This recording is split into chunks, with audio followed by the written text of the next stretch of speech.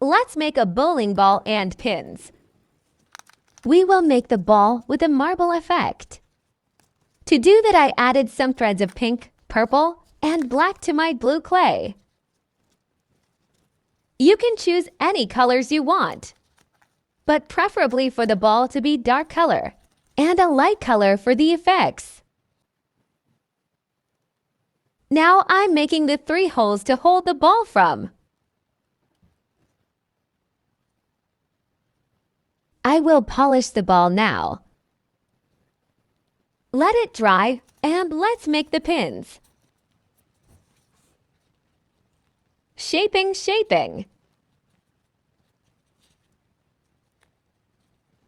After that, I will add 2 red lines on the pin's neck. Make it so thin. First line.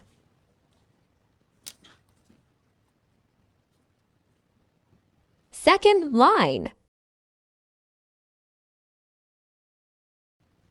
Usually there are 10 pins, but I made just 6. You can make more or less. Who cares? Hee hee hee. Shiny. Let's play. So bad.